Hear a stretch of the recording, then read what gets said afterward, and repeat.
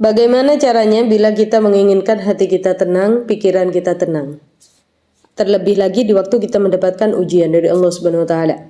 Ini tips langsung dari Allah Subhanahu wa taala. Kata Allah Subhanahu wa taala, "Ala bi dzikrillah tatma'innul qulub."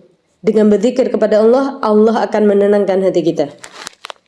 Maka apabila kita pengen hati kita tenang, kita pengen pikiran kita tenang, berzikir kepada Allah. Apa zikir yang membuat hati kita tenang? Ada orang yang membaca sholawat hatinya tenang. Ada orang yang membaca istighfar hatinya tenang. Ada juga orang yang membaca la haula wala quwata illa billahil aliyyil azim, hati orang itu tenang. Ada juga orang yang membaca hasbunallah wa ni'mal wakil, hati orang itu tenang. Banyak zikiran yang membuat dia tenang. Ada juga yang membaca subhanallah walhamdulillah wa la ilaha illallah wallahu akbar, hati orang itu tenang.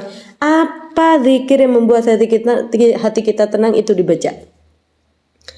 Maka apabila kita udah berzikir, kita udah biasa membaca zikir yang biasa kita baca, hati kita tetap gak tenang, pikiran kita tetap gak tenang. Apa yang salah? Berarti ada masalah di hati kita. Mungkin hati kita kotor.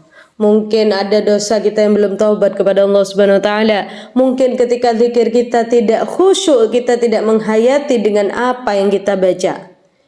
Jadi bukan salah zikirnya, tapi salah diri kita sendiri.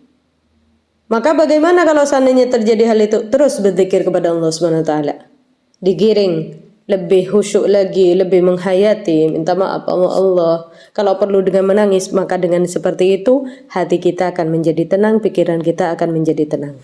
Semoga bermanfaat. Assalamualaikum warahmatullahi wabarakatuh.